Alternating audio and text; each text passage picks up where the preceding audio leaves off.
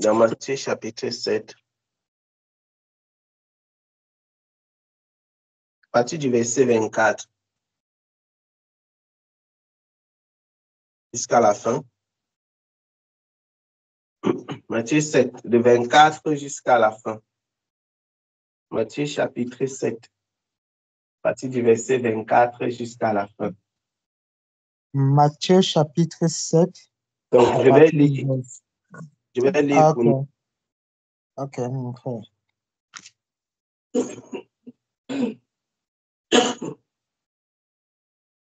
Comme ça, pour que tout le monde puisse écouter de la même façon. Matthieu chapitre 7, de 24 jusqu'à la fin. Il dit ceci: c'est pourquoi quiconque entend ces paroles que j'ai dit et les met en pratique sera semblable à un homme prudent qui a bâti sa maison sur le roc. La pluie est tombée, les torrents sont venus, les vents ont soufflé et se sont jetés contre cette maison. Elle n'est point tombée, car elle était fondée sur le roc. Mais quiconque entend ces paroles que je dis et ne les met pas en pratique sera semblable à un homme insensé qui a bâti sa maison sur le sable.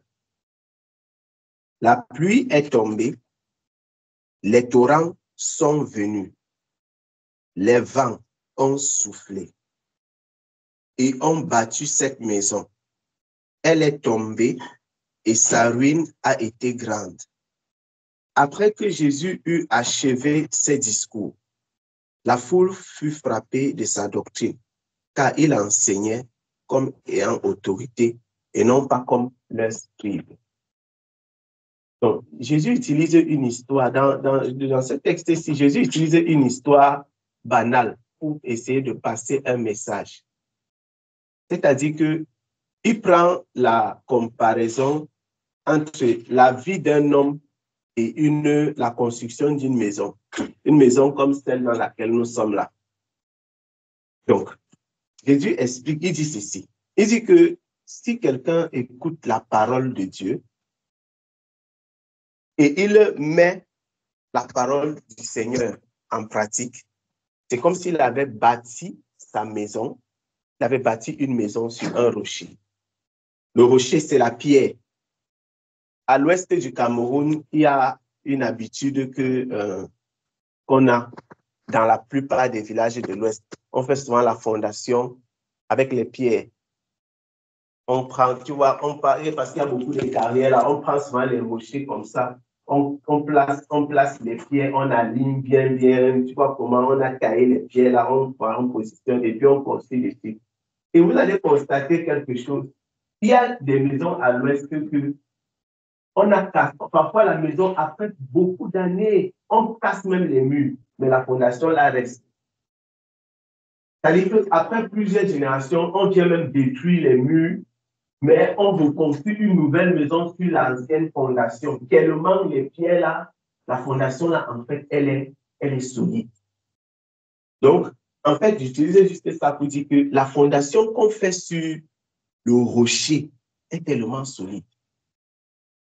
La fondation qui est faite sur un rocher, elle est solide. Elle est solide. La maison dont il est question ici, en réalité, ça peut être la maison comme celle-ci dans laquelle nous vivons, mais en réalité, c'est la vie de chaque homme.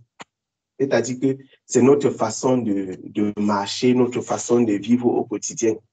L'une des choses que chacun d'entre nous veut, du plus profond de lui, c'est bâtir une bonne vie. Et que c'est avoir une vie qui puisse être digne, qui puisse être honorable. Et quand nous allons quitter la scène, le jour que nous allons partir de ce monde, que notre vie ait servi à quelque chose, que notre vie ait eu un sens. Et Jésus, en fait, il explique qu'il y a une façon de donner un sens à une vie. Parce que, en fait, l'homme peut vivre sur la terre et passer comme s'il n'avait jamais existé. C'est-à-dire que quelqu'un peut passer comme si un vent avait soufflé. La vie de tous les hommes, c'est comme une maison que l'on bâtit. Tous les hommes, leur vie est comme une maison comme celle-ci. Les situations de la vie, les circonstances de la vie, c'est ça que Jésus appelle le vent, la tornade, les situations, les tempêtes. Et vous avez constaté que chaque maison résiste en fonction de comment est-ce qu'on a construit ça. Oui. Chaque maison va résister. Si tu prends la paille et tu construis quelque chose, ça peut être très beau. Tu peux mettre même la peinture. Mais le fait que ce soit fait en paille, si un grand vent passe, tu vas rester sans rien. Ça va disparaître.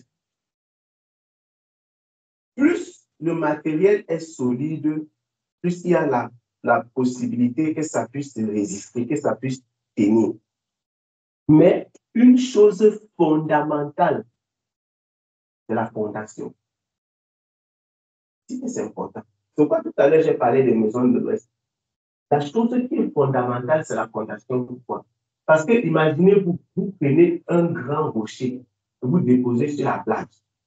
Malgré le fait que le rocher là est solide, comme le fond, c'est du sable, si vous revenez dans un an, vous allez voir que le rocher là s'est déplacé, vous allez retrouver ça même à 1 kilomètre.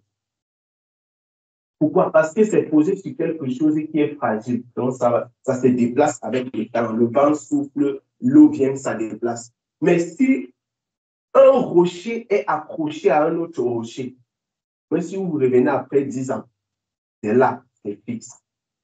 Ça ne bouge pas. Et ça ne bouge pas pourquoi? Ça ne bouge pas parce que la base, la fondation, c'est ce qui donne un sens. La fondation, c'est ce qui donne un sens à une vie. La fondation, c'est ce qui donne un sens à une existence. Et pour donner un sens à une existence, il y a quelque chose qu'il faut faire. Pour donner un sens à une existence, il y a quelque chose qu'il faut faire. Jésus explique que quoi? Il dit que celui qui écoute ses paroles, c'est-à-dire que les paroles que Jésus enseignait, il dit que si quelqu'un écoute ces paroles et il les met en pratique, donc, pour pouvoir avoir une fondation solide de la maison, il faut faire comment? Il faut mettre en pratique la parole que Jésus enseigne. Ça peut sembler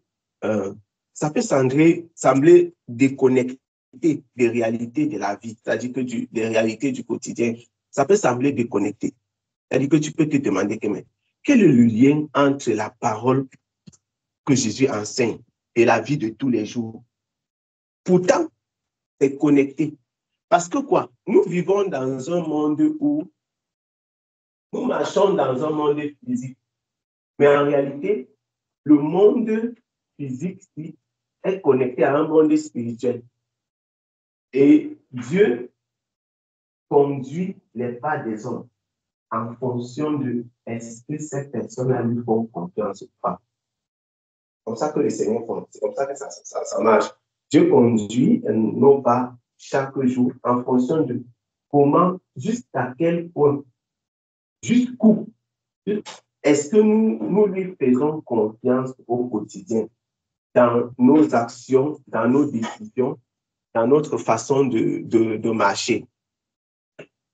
La parole du Seigneur a été donnée pour une raison. Jésus dit qu'elle a été donnée pour qu'on puisse la mettre en pratique et elle va servir de pilier pour résister, par exemple, dans les tempêtes. Je prends juste un exemple simple. Il y a le cas des mariages. Nous constatons que aujourd'hui, quand je regarde un peu nos parents qui ont même pas nos parents, peut-être nos grands-parents, peut-être même nos parents. Vous allez constater que nos parents ne se séparaient pas beaucoup, de façon générale. Est-ce que les mariages d'aujourd'hui ont plus de problèmes que les mariages d'avant? Est-ce qu'on peut dire que les mariages d'aujourd'hui ont plus de problèmes que les mariages d'avant? Ou bien les gens d'aujourd'hui sont plus fragiles et ils aiment facilement se séparer? Ce sont les personnes.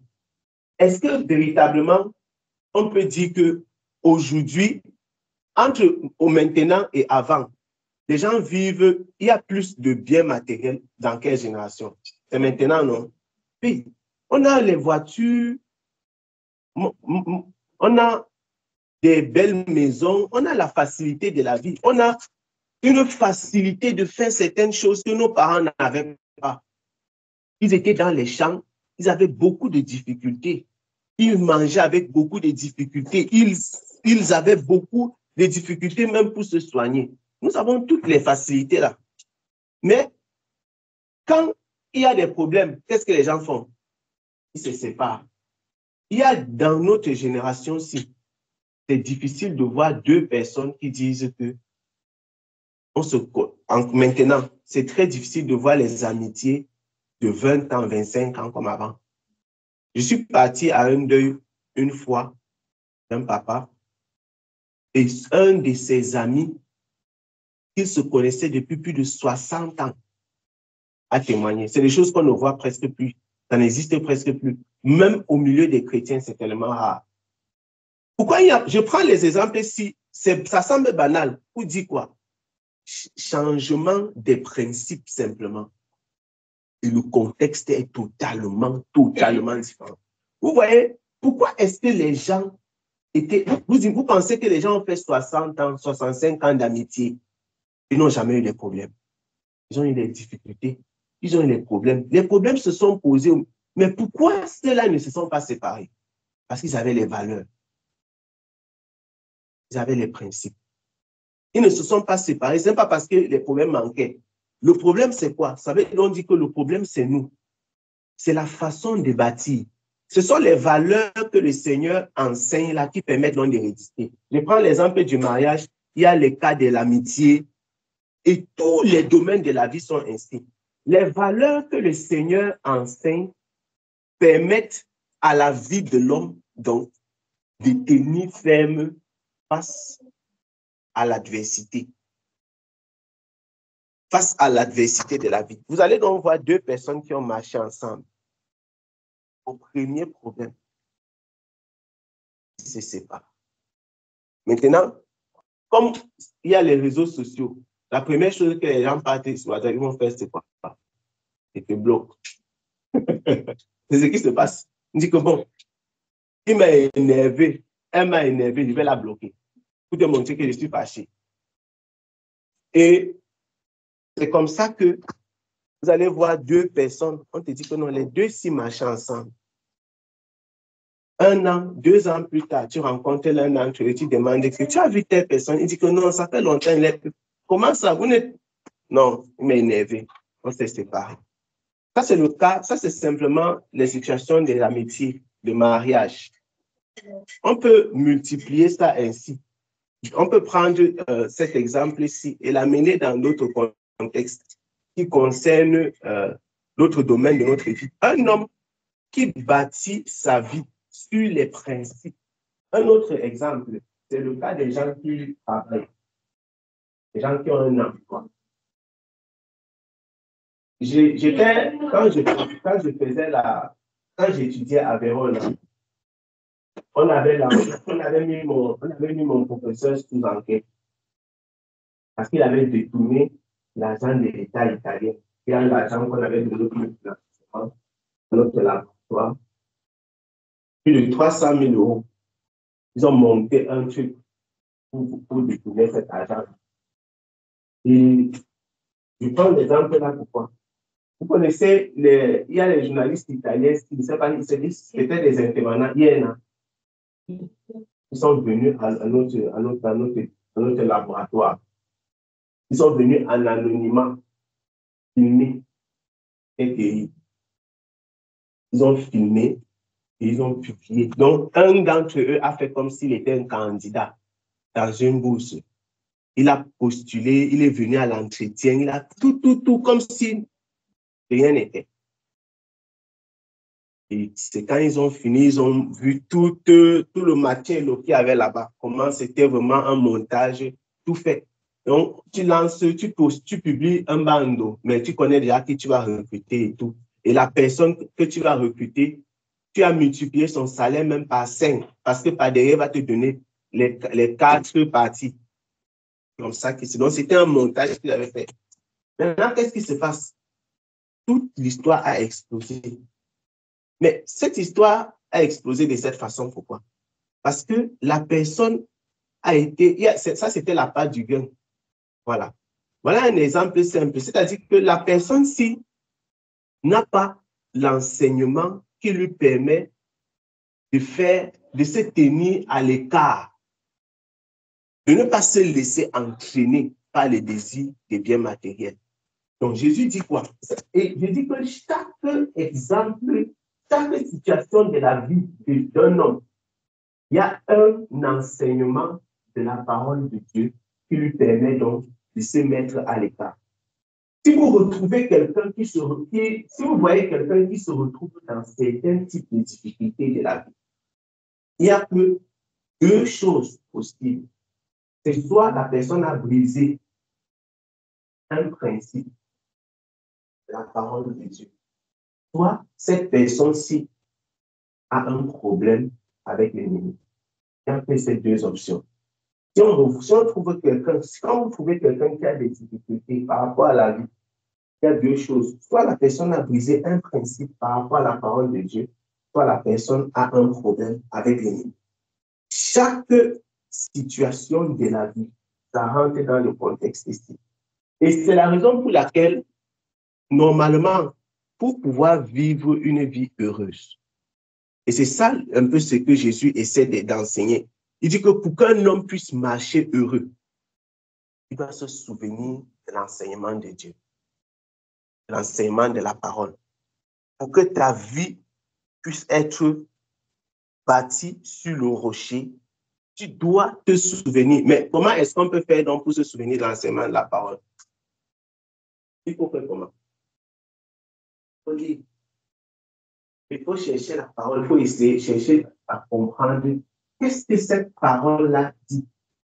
Parce que le problème qui se pose souvent dans notre vie, c'est que les gens, nous marchons et puis nous ne nous rendons pas compte que chaque situation aura des conséquences. Chaque situation aura des conséquences.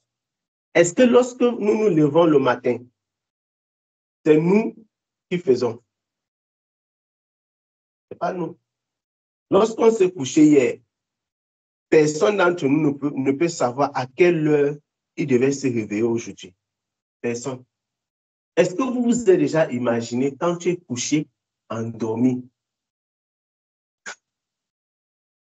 qu'est-ce qui se passe autour de toi? Parce que lorsque tu es endormi, tu es comme un demi-mort. N'importe quoi peut se passer. Vous avez déjà entendu parler des gens qui sont morts dans le sommeil. Dernièrement encore, j'en entendais parler. Et c'est la grâce du Seigneur. Le jour de la naissance, le jour de la mort, chaque moment de notre vie, entre les 2 points-là, c'est Dieu qui observe, qui garde, qui conduit, et c'est lui qui fixe. Et à chaque moment, entre les 2 points-là, l'ennemi va chercher à nous faire tomber.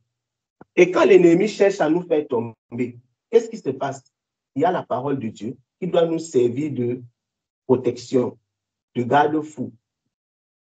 Si nous ne l'avons pas, ce qui va se passer, c'est que nous allons vivre une vie heureuse, mais la joie que nous aurons, ça sera une joie qui va se transformer en tristesse. Je prends un exemple.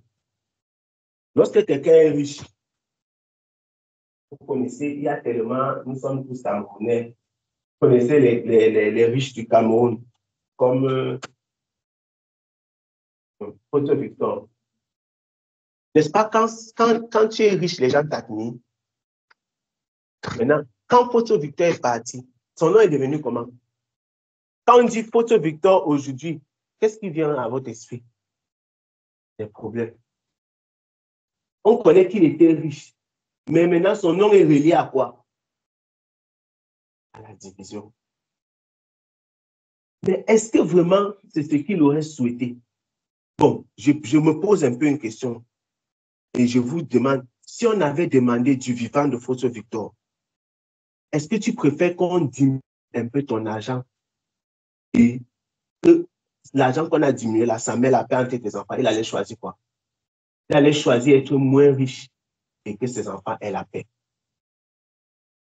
Mais par là dit quoi? En réalité, l'ennemi, le diable, nous pousse toujours à voir les choses de façon tordue, jusqu'au moment où les conséquences sont manifestes. Je veux dire que c'est tellement difficile de percevoir ça. C'est tellement difficile. C'est bien. Je ne suis pas en train de dire que avoir de la... Parce que même les gens qui sont riches, ce n'est pas eux qui font pour être riches. C'est le Seigneur qui permet à un homme d'être petit, à un autre d'être grand. C'est comme ça, c'est ce que la parole de Dieu dit. Il dit qu'il fait l'un d'une façon et l'autre d'une autre façon. Mais le truc, c'est que quoi? Du moment où tu es riche, c'est une responsabilité. Parce que tu es responsable d'encadrer ton cœur de façon à ce que la richesse là ne soit pas un problème pour toi et même pour tes enfants. Si tu lui avais demandé que, bon, comme tu as 1 milliard, c'est un chiffre banal, on diminue même la moitié. Mais quand tu vas partir, ton nom va continuer à être grand et tes enfants auront la paix. Je vous assure qu'il allait se mettre à genoux. Mais de son propre vivant, il y avait déjà les problèmes. Lui-même, il a vu venir les problèmes. Diviser lui-même avec ses enfants. Ce n'est pas un exemple. Même dans la Bible, il y a des exemples comme ça. Je prends les exemples que nous connaissons pour montrer qu'un homme ne peut pas marcher. Aucun homme ne peut marcher sans la sagesse de Dieu. Aucun homme ne peut marcher sans la sagesse de Dieu. Aucun. Si tu n'as pas la sagesse du Seigneur, si le Seigneur ne t'accorde pas la sagesse dans ta marche, les situations de la vie vont te renverser. Même si tu restes debout, les gens te voient debout comme ça, mais tu seras au sol. Aujourd'hui, qu'est-ce qui se passe? Les procès ont sali le nom de Photo Victor. C'est ça, les fondations. Quand la fondation n'est pas bonne, la maison va s'écrouler. Rendez-vous dans 25 ans. Peut-être le nom là risque de disparaître comme un nom qui était aussi comme ça dans l'histoire du Cameroun. Pourtant, l'un des hommes les plus puissants, les gens allaient le voir, les gens quittaient partout parce que lui, il avait la ligne directe du président. Les gens partaient le voir, c'est-à-dire que quelqu'un veut être député, il peut même quitter l'extrême nord pour venir se mettre à genoux à Banjul. Parce qu'il sait que celui-ci, il parle dans l'oreille du chef. Vous voyez comment la vie est étrange. Il a levé des gens et ils sont nombreux. On connaît des noms, des personnes qu'il a tenu leurs mains comme ça. Il les a fait sortir de la pauvreté. Mais l'héritage peut se perdre. L'héritage là, ça peut se perdre. À cause de quoi? À cause des simples valeurs. Les simples valeurs. Et quand nous observons tout ça, on se pose des questions. On se pose des questions. Il y a eu un homme dans la Bible, Salomon, qui a été riche comme ça. Mais à la fin, qu'est-ce que Salomon a dit? Tout est... Le gars a eu tellement d'argent que les gens voyageaient pour venir voir si c'est vrai. Il a eu une sagesse que les gens voyageaient pour venir écouter quelques paroles qui sortent de sa bouche. Mais au final, la conclusion de la vie de l'homme là, il a dit que tout est vanité. Donc quand il regarde tout comme ça, il dit que tout ça c'est rien. Ça veut dire que Salomon, si on devait faire renaître Salomon, il ne devait plus avoir la même vie. Parce qu'il a écrit ses livres au soir de sa vie. Quand il dit tout est vanité, il dit que la crainte de l'Éternel, c'est quoi? Commencement de la sagesse. Donc, en fait, on dit que c'est lui l'homme qui avait eu le plus de sagesse. Quand vous voyez les choses que Salomon a écrites, aujourd'hui encore, on continue à découvrir. Les scientifiques continuent encore à découvrir certaines choses qu'il a dit. Il a parlé de comment la pluie, il a parlé de tout, la géographie, les astres, il a parlé des choses inimaginables. Et il a mis les énigmes dans ce qu'il a dit. Et on continue encore aujourd'hui à parler de lui. Et il a développé et caché dans ses livres des choses qui sont impensables, dont il avait eu beaucoup la sagesse. Mais la personne qui a eu beaucoup de sagesse, la conclusion de sa vie, c'est tout est vanité. La crainte de l'Éternel est le commencement de la sagesse. La personne la plus sage dit que la sagesse commence quand tu crains Dieu. Ça doit nous enseigner. La personne, donc imagine-toi le premier de la classe qui te dit que ma sagesse là, ce n'est rien. Il faut d'abord craindre Dieu pour que ta vie serve à quelque chose. L'homme le plus puissant, le plus riche, il a fini d'avoir tout ce que son cœur désirait. Il s'est rendu compte que le cœur avait un problème. Si tu voulais argent, il a. Les femmes étaient versées là-bas. Il a fini, il dit qu'un homme ne peut pas être satisfait par le cœur des femmes, par l'amour des femmes. Il dit que l'amour des femmes n'a pas réjoui son cœur. Les richesses, le matériel n'a pas réjoui son cœur. Donc il dit que tout est vanité. Quand je regarde tout ça, en réalité, ce qui peut sauver un homme, c'est mettre son espérance dans le Seigneur. Ce qui sauve un homme et ce qui va rendre le nom d'un homme digne, c'est avoir son espérance dans le Seigneur. C'est avoir son espérance dans le Seigneur. Et nous avons vraiment on a beaucoup à apprendre lorsque chaque fois nous plongeons le regard dans la parole de Dieu pour prendre les décisions. Et vous allez constater que ne pensez pas que nous marchons sur la terre et que le diable ne nous observe pas, ou alors qu'il n'essaiera pas de nous empêcher de marcher sur les voies du Seigneur. Je vais prendre un exemple banal, parce qu'il y a des personnes qui pensent que quand on parle des ténèbres, la sorcellerie, la lumière, du mal, l'iniquité et tout ça, que c'est pour rien. Certains gens banalisent les Écritures, banalisent même la parole de Dieu, ils banalisent ça. Mais ceux qui sont de l'autre côté, ceux qui sont dans l'occultisme, ils ne banalisent pas ça. Mon père, c'est un apiculteur, donc il produit le miel et il vend dans les bouteilles là. J'avais raconté l'histoire une fois. Un jour, il a mis le miel, voilà, comme ça, il fait les étiquettes comme ça. Il met autour de la bouteille. Sauf que il avait mis un verset biblique sur l'étiquette. Il a mis un verset biblique sur l'étiquette. Il a dit que recommande tes œuvres au Seigneur. Il est parti dans un grand supermarché pour pouvoir. Il a fait tout. On a testé, on a fait le goût. Ils ont goûté, ils ont testé. Et ils ont demandé même le résultat qu'il avait fait au centre pasteur et tout. Donc, ils ont vu que le produit était bon. Ils ont goûté, c'était intéressant. Jusqu'à ce qu'au moment maintenant de prendre le miel pour déposer dans les rayons. Le monsieur là prend la bouteille comme ça. Il demandait que c'est quoi ici?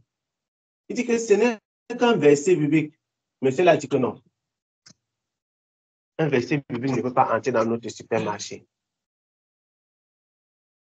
Comment est-ce possible? Pourquoi il a refusé?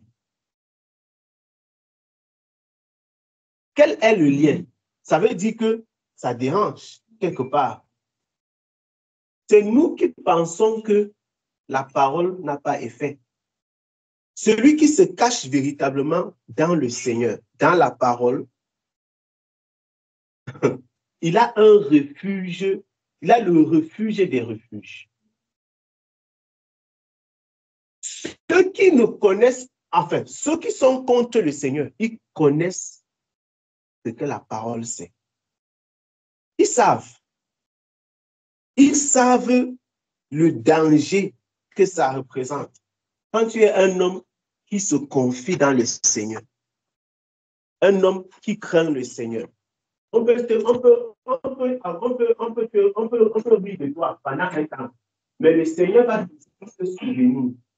Je vais terminer en prenant l'exemple de quelqu'un que nous connaissons tous, Joseph, pour montrer comment on peut bâtir une vie sur le rocher, c'est-à-dire que bâtir la vie. Quand le Seigneur Jésus dit qu'il faut bâtir suivant son enseignement, celui qui écoute la parole et la met en pratique, il sera comme quelqu'un qui a construit sur un rocher. Les vents sont venus, le vent a soufflé, il y a eu la tempête, mais la maison est restée. Je vais prendre un exemple de quelqu'un que vous connaissez, j'ai dit Joseph. Joseph, c'était il y avait un homme qu'on appelait Jacob, qui avait 12 fils. Et Joseph était son avant-dernier enfant. Et Joseph, il est né, Dieu lui avait accordé une grâce. C'est-à-dire que c'est quelqu'un qui il avait souvent des songes. Et un jour, il a des songes, il a un songe que Dieu devait l'élever, donc il devait devenir un grand, comme on dit souvent couramment, que tu es béni, voilà, tu es riche, plus que tes frères. Tes frères ils ont été jaloux de lui. On l'a vendu, voilà. Papa connaît bien l'histoire, on l'a vendu. Imaginez-vous, ses propres frères, enfants de ton père, pas que les voisins du quartier ou bien le village voisin, ses propres frères l'ont vendu. On l'a pris comme ça. Ils ont même, non seulement ils ont vendu Joseph, ils sont partis mentir à leur père qu'il est mort. Donc, pour que le père oublie totalement qu'il a existé. Et quand ils l'ont vendu comme ça, il est parti, il est devenu esclave. Il est devenu esclave à l'étranger, en Égypte. Quand il était esclave, on l'a élevé pour être le chef des esclaves. Il pouvait dominer sur les autres esclaves. Il dit que, ouf, enfin, je suis arrivé ici, je vais me venger. Voilà. Joseph n'a jamais dominé sur les autres esclaves en disant que, finalement, je suis un esclave, mais quand même, je suis le premier des esclaves, je suis le patron des esclaves. Qu'est-ce qui gardait Joseph de prendre autorité pour dominer sur les autres? La parole. La parole de Dieu qui était dans son cœur faisait qu'il voulait conduire sa vie de façon honorable. Donc, bien qu'étant le chef des esclaves, il n'utilisait pas de son autorité pour dominer sur eux. Qu'est-ce qui s'est passé? La femme de son patron est venue pour se proposer à lui, pour dire à Joseph que je veux qu'on ait des rapports. À Joseph. Bon, imaginez-vous, tu es loin à des centaines de kilomètres de ton pays, par exemple. Et tu es dans un pays où tu as été esclave. On t'a élevé jusqu'à tu es arrivé dans la maison de ton patron. La femme dit que je te propose, ce sera en cachette, personne ne va savoir. Qu'est-ce qui était plus facile, accepter ou refuser? C'est accepter, non? C'était accepter. Mais pourquoi Joseph a refusé? Le principe, il avait peur de pécher contre le Seigneur. Parfois, certaines opportunités que nous avons, ce sont des pièges. Les opportunités que tu as, ça peut être un piège. Joseph a refusé de coucher avec la femme de quelqu'un parce qu'il a dit que non, je ne peux pas péché contre Dieu. Mais il l'avait fait. S'il avait couché avec la femme de son patron, quelles sont les bonnes choses qui pouvaient se passer dans sa vie? Mais vous imaginez, on pouvait le promouvoir. Vous savez, quand tu t'entends avec la femme du patron, mais ça devait être, il devait avoir quoi? La malédiction, non? Il devait avoir la malédiction. Tu couches avec la femme du patron. La femme du patron peut parler avec son mari pour qu'on t'élève. Mais il y a quoi dans ta vie? Il y a la malédiction. Il y a la malédiction. Mais qu'est-ce que Joseph a fait? Joseph a refusé. Il a refusé de coucher avec la femme de son patron. Donc, il a tenu ferme dans la parole. Parce que la parole de Dieu, le principe de la parole de Dieu, c'est que tu ne dois pas accepter une chose pareille. Et donc, il a préféré être en difficulté avec la femme de son patron que d'accepter, avoir les faveurs de la femme du patron et avoir les problèmes avec. Donc, dans la vie, il faut toujours choisir. Tout à l'heure, je disais que quand tu as des problèmes, comme Joseph là, il dit qu'il y a que deux choses.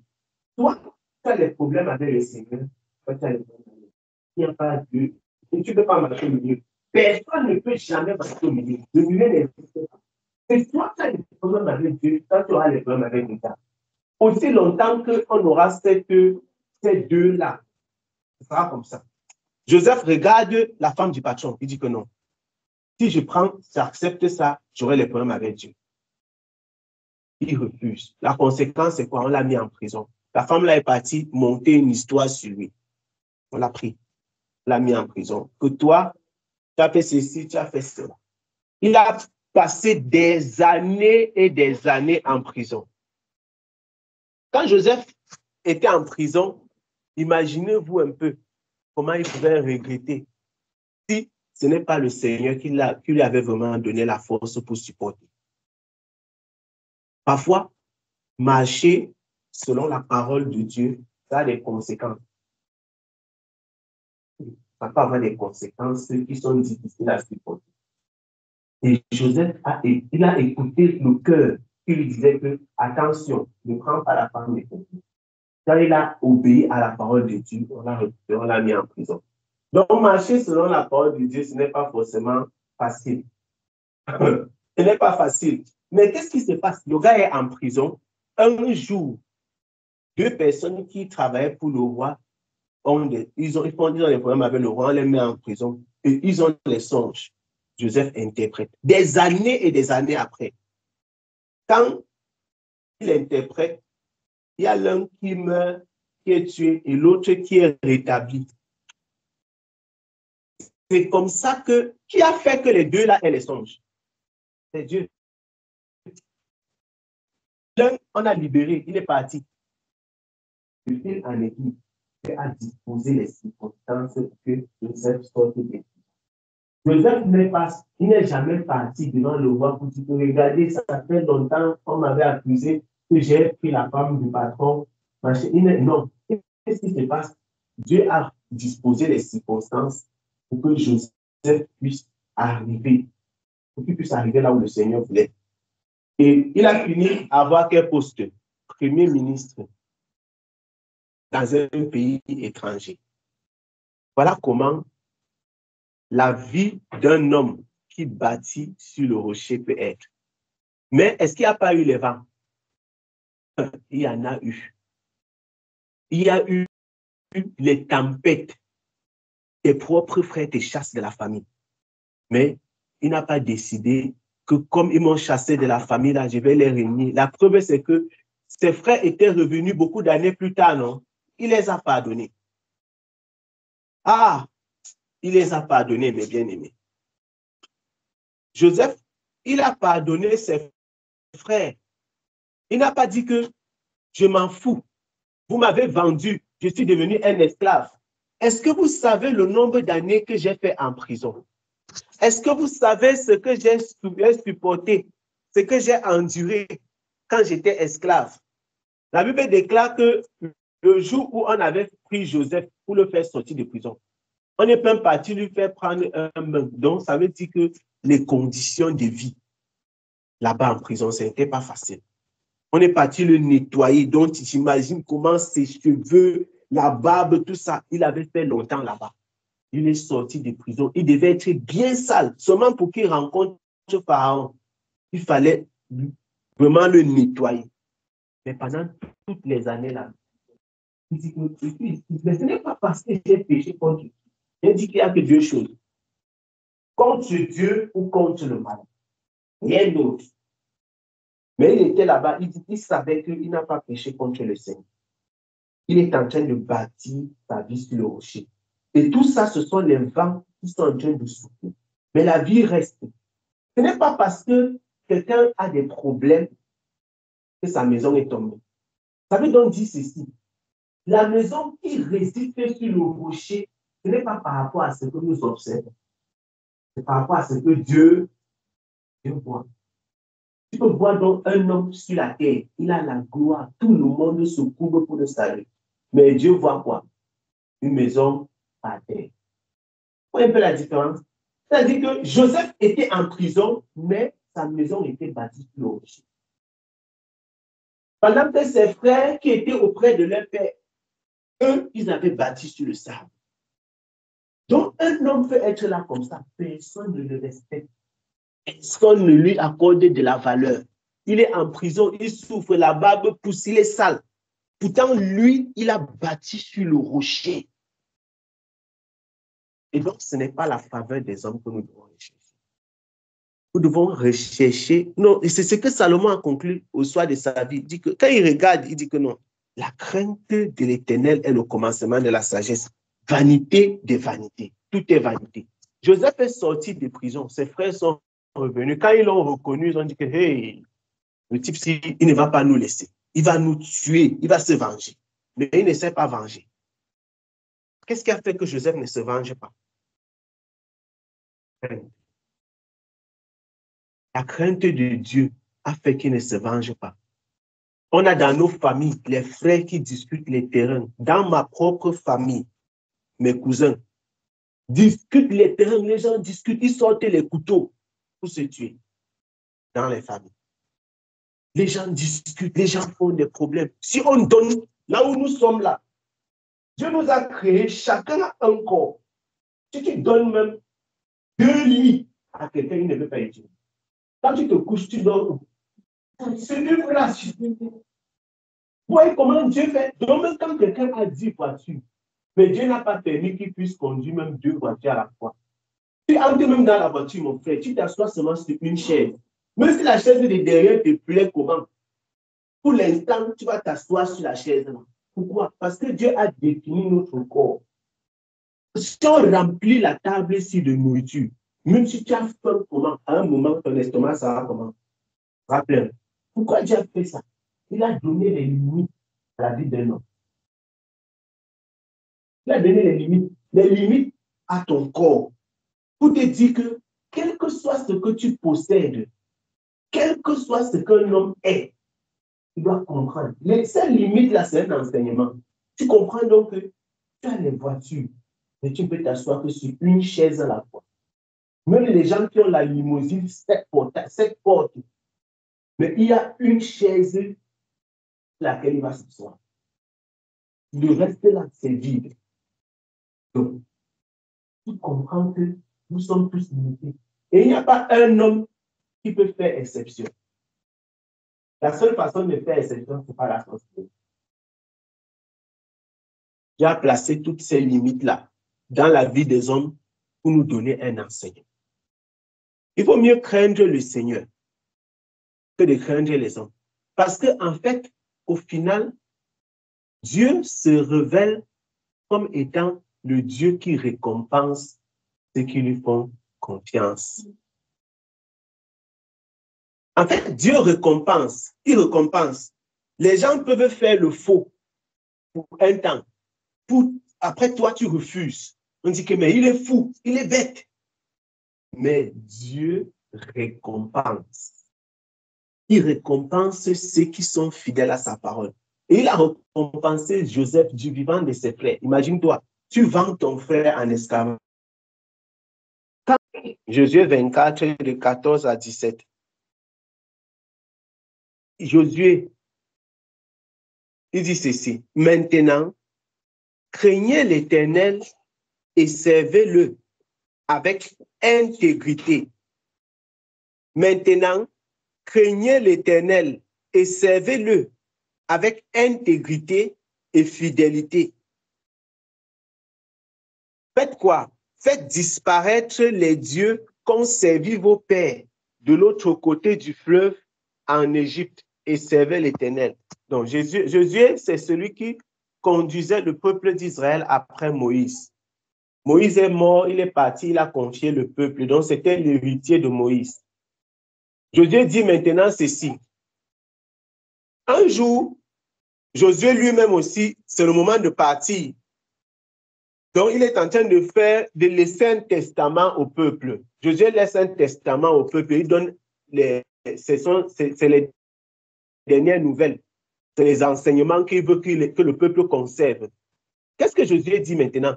Il dit maintenant, parce qu'il s'est rendu compte que le peuple-ci, avec le temps, est en train de se détourner doucement de Dieu. Il dit donc maintenant, craignez l'Éternel et servez-le avec intégrité. C'est quoi l'intégrité? L'intégrité veut dire quoi? La droiture, oui. Donc, il faut marcher intègre. Quand on dit que quelque chose est intègre, ça veut dire que c'est entier. Intègre veut dire que intact.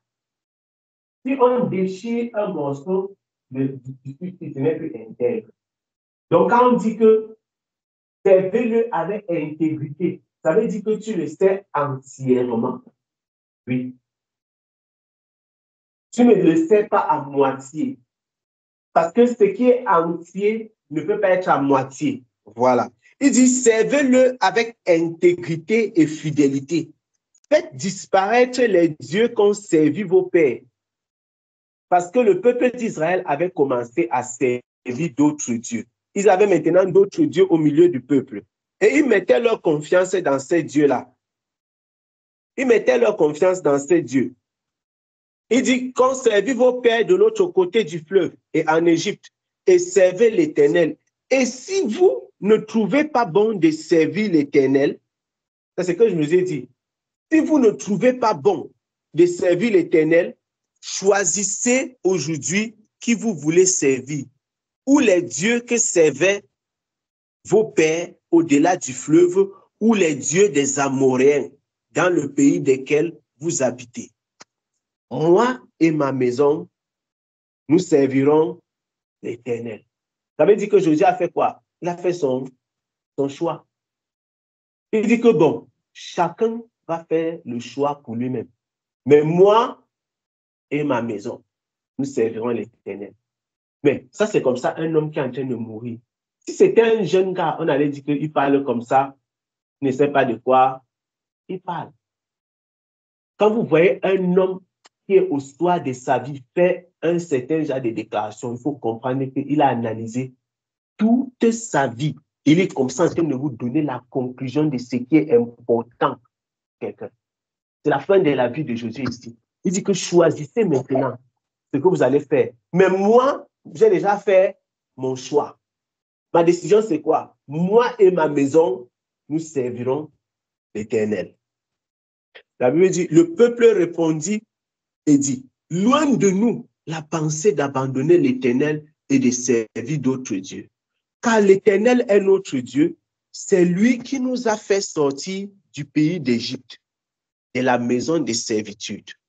Nous et nos pères, c'est lui qui a opéré sous nos yeux ces grands prodiges et qui nous a gardés pendant toute la route que nous avons suivie et parmi tous les peuples au milieu desquels nous avons passé.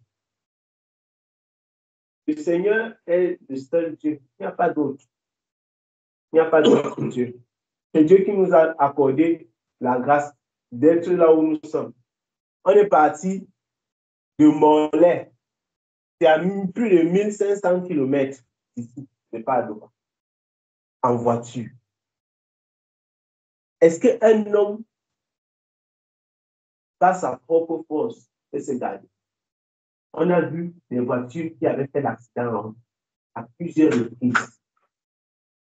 1500 km, je dis bien. Comment tu fais quand tu es en route chaque jour pour garder toi-même? Ce n'est pas possible. Souvent, tu arrives même au travail, on te dit que tel collègue n'est pas venu, peut-être sa voiture était en panne, telle personne a eu ceci, tel y a eu cela. On connaît même dans nos propres familles des personnes qui ont eu des problèmes, des soucis de ceci et cela. Dans la vie d'un homme, c'est la grâce. Ce n'est pas la grâce que nous sommes debout. Ce n'est pas la faveur du Seigneur. Ce n'est pas la grâce du Seigneur que nous sommes debout. Donc, ce n'est pas en réalité par rapport à Dieu que nous le servons. C'est par rapport à nous. Nous ne faisons pas du bien à Dieu en le servant. Parce que Dieu est déjà Dieu. Il est déjà puissant. Nous faisons du bien à nous-mêmes. Nous avons un héritage pour nous, pour nos enfants. Nous préservons notre vie et nous bâtissons notre maison sur un rocher. Nous bâtissons notre maison sur un rocher. Si nous le faisons de cette façon, nous allons constater que notre vie sera totalement différente. Notre vie sera totalement différente. Si nous mettons le Seigneur au-devant de tout ce que nous faisons, nous allons constater que notre vie sera totalement différente. Amen.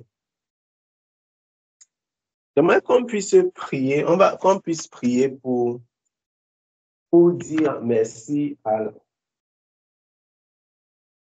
Dieu pour cette maison, dire merci au Seigneur pour cette famille et lui recommander encore la famille, dire merci.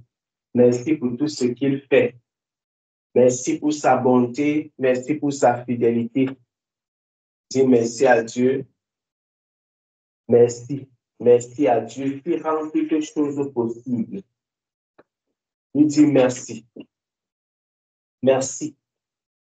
Seigneur, nous te rendons infiniment grâce. Nous te rendons infiniment grâce. Nous te disons merci parce que tu es vivant. Merci parce que tu nous as accordé la grâce d'entrer dans cette maison ce matin. Ce n'est pas ta grâce et pas ta faveur que nous y sommes. Que ta paix demeure dans cette maison. Que ta faveur demeure dans cette maison. Et que ta présence y demeure. Que ta bonté y demeure. Nous te disons merci, Père, pour tout ce que tu as accompli. Ô roi du peuple, je te loue et je te célèbre de ce que tu es un Dieu digne d'être exalté. Je n'ai rien de matériel à déposer et à laisser dans cette maison. Mais ce que je te demande, Père, c'est que ta grâce et ta paix y demeurent. C'est que ta grâce et ta paix demeurent dans cette maison au nom de Jésus-Christ. Que ta grâce et ta paix demeurent dans cette maison. Que ta grâce et ta paix demeurent. Seigneur, bénis cette maison. Bénis papa Aimé. Bénis maman Julie. Bénis les enfants. Bénis les grands-parents. Et bénis quiconque entre dans cette maison. Que cette maison, roi de gloire, soit un ferment de bonté, de faveur, de grâce, au nom de Jésus-Christ. Que cette maison puisse véritablement être un lieu de repos, d'action de grâce et de reconnaissance. Je te dis merci, Seigneur Jésus, parce que tu en feras sortir des serviteurs pour ta gloire. Je te dis merci, Seigneur Jésus-Christ, parce que tu feras sortir de cette maison des serviteurs pour ta gloire. Qu'est-ce que l'homme, Père éternel, pour que tu te souviennes de lui? Qu'est-ce que l'homme? Qui sommes-nous, ô roi de gloire? Qui sommes-nous? Nous ne sommes rien. Tu es Dieu. Tu es tout. Nous te rendons grâce. pour la vie que tu nous apportes. Étends ta main puissante sur cette maison, Seigneur. Étends ta main puissante. Étends ta main puissante. Glorifie-toi encore. Glorifie-toi encore.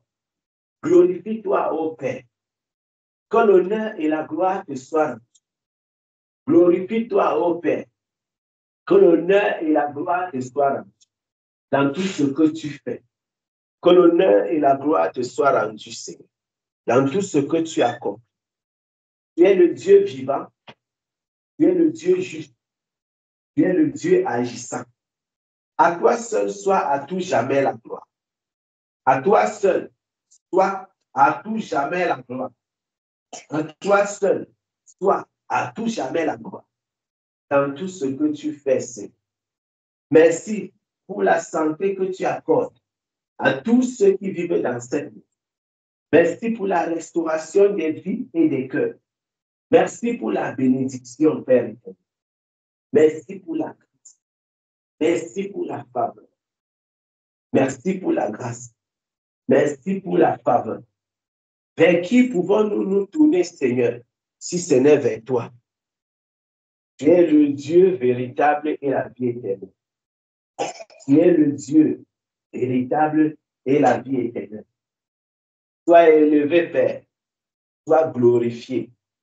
Sois magnifié et sois célébré à tout jamais. Merci, Seigneur Jésus. Merci, Seigneur Jésus. Merci, Seigneur Jésus. Merci, Seigneur Jésus. Merci pour cette maison, Seigneur. Merci pour cette maison.